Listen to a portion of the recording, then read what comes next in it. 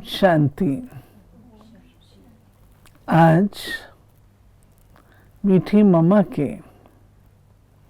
14 दिसंबर 1958 के चले हुए महावाक्य सुनेंगे। आज की मुरली का हेडिंग है परमात्मा और धर्म आत्माओं के कार्य में महान अंतर। ये तो आप सबको पता है ना, मम्मा हर चीज़ बहुत गहराई से और स्पष्ट कर देती है, तो इसको ध्यान से सुनेंगे।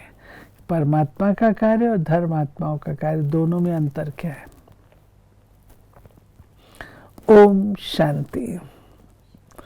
हम आत्माएं बहुत पुरानी हैं। जरूर है कि हम आत्माएं कब नई भी थी। भला आत्मा नई और पुरानी कैसे होती है? दुनिया तो समझती है कि आत्मा न्यारी है, ना कटती है ना जलती है। आत्मा का किसी भी तरह विनाश नहीं होता क्योंकि इमॉर्टल है। परंतु अब हमने परम आत्मा से जाना है कि आत्मा इमॉर्टल बरोबर है। शरीर को जलाते आत्मा निकल जाती है। आत्मा अपने कर्मों के हिसाब किताब अनुसार दूसरा शरीर लेकर पाठ बजाती है।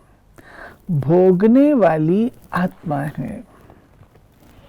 ऐसे नहीं कि शरीर भोगने जाता है, शरीर में आत्मा भोगने जाती है। अगर कर्मों का हिसाब किताब आत्मा पर लगता है तब तो आत्मा भोगने जाती है, शरीर थोड़ी भोगता है। लेकिन उसकी फीलिंग किसको आती है? आत्मा को आती है ना। अगर आत्मा न्यारी होती तो भोगने क्यों जाती? दुख सुख आत्मा ही भोगती है, तो जरूर मैल चढ़ी हुई है। अब आत्मा को दुख फील होता है तो जरूर आत्मा को पूर्ण सुख शांति का भी अनुभव था। उसी समय आत्माएं भी नई थीं, अब पुरानी बन गई हैं। आत्मा के ऊपर मैल भी अनेक जन्मों की लगी हुई है, न कि एक जन्म की। मनुष्य जो कुछ विक्रम करते हैं उसकी भोगना बहुत है, जो एक जन्म में पूरी हो नहीं सकती। अनेक जन्मों की मैल चढ़ते चढ़ते आत्मा अब अंतिम स्टेज पर आकर पहुंची है। ऐसी तमोगुणी आत्माओं को फिर स्वच्छ बनाने परमात्मा को आना पड़ता है। 5 भूतों ने ही इन तमोगुणी अवस्था में लाया है। पहले पहले आत्माओं की संख्या भी कम थी, फिर वृद्धि होती गई। ये तो हम जानते हैं ना, परम धाम से आत्माएं आती जाती हैं। पाठ में आने से मैल चढ़ती गई। आत्माएं सभी इकट्ठी तो नहीं आती हैं। झाड़ तो धीरे धीरे वृद्धि को पाता है। गीता में भी महावाक्य है कि मनुष्य सृष्टि उल्टा वृक्ष। उल्टा क्यों है? क्योंकि उनकी जड़ ऊपर में है। सब आत्माएं निराकारी दुनिया से आती हैं तो जड़ वहां रही ना। अब सब आत्माएं तमोगुणी हैं। उन्हों को स्वच्छ बनाना सो तो एक ही समर्थ का काम है और उनकी गतमत वही जाने। सद्गति करने की मत उनकी क्या है, किस तरकीब से करते हैं, वो तो वही जाने। मनुष्य आत्माएं तो पाठ बजाते बजाते पुरानी हो गई हैं। वो कैसे किसको स्वच्छ बनाएंगी? ये मम्मा एक्सप्लेन करे कि मनुष्य आत्मा की कल्याणकारी नहीं हो सकती। वो बल कहाँ से आए? सर्वशक्तिमान तो वो एक ही परमात्मा है।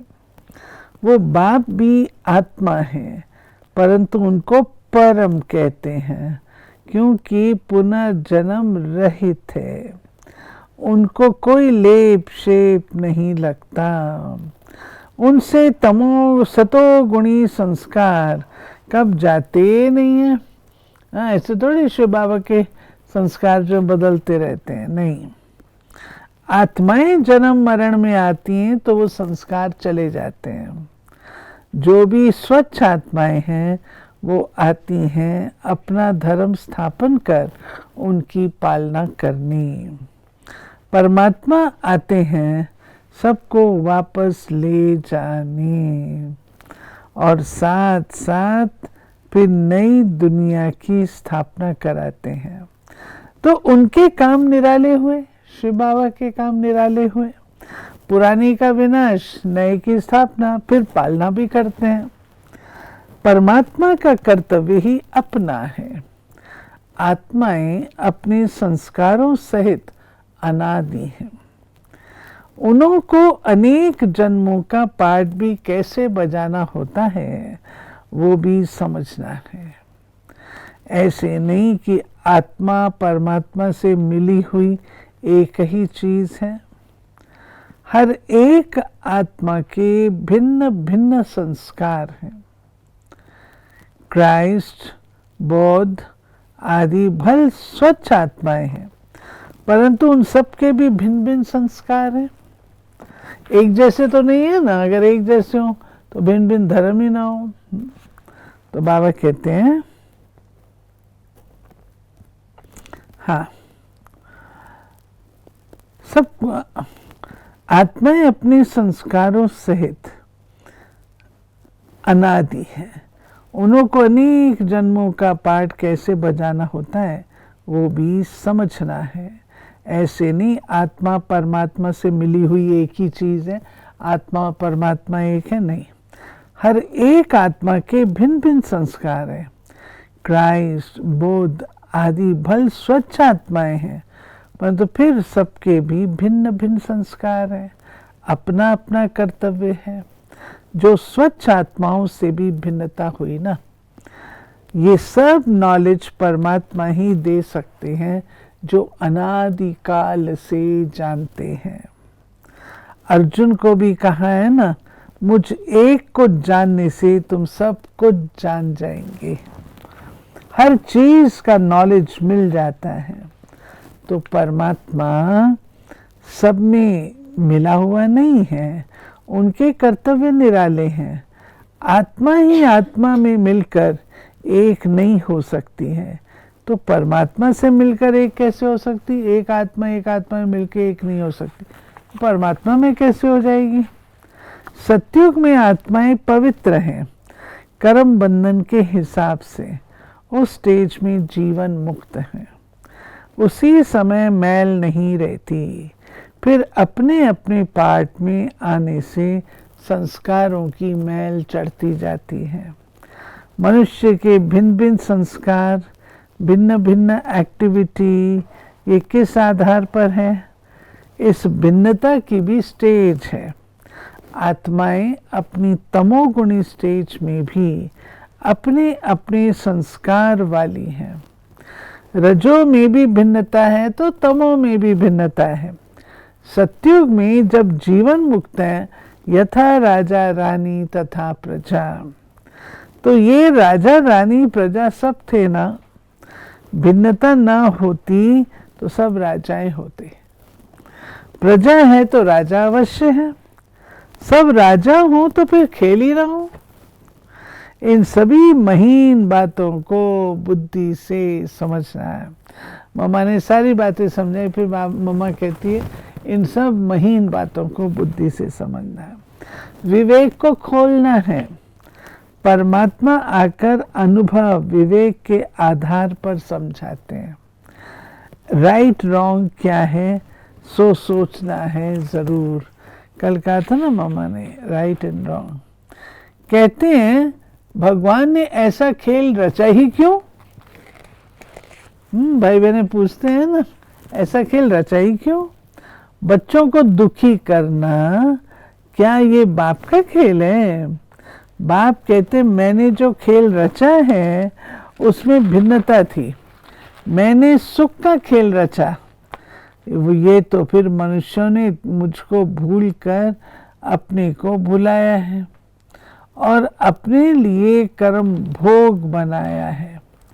मैंने तो ऐसे कर्म भोग से छुड़ाया था, तब तो मुझे दुख हरता सुख करता कहा गया है।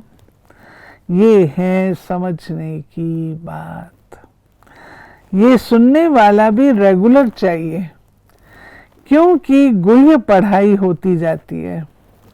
बल वही बात 10 बार सुनी होगी, परंतु कोई दिन ये बात पूरी रीति बुद्धि में बैठ जाएगी। ऐसा होता है ना कि कहते हैं अच्छा ये वही रिपीट हो रही है, मम्मा कहती है भल रिपीट हो, कोई दिन ऐसी बात लग जाएगी जो कि सब कुछ बदल जाएगा।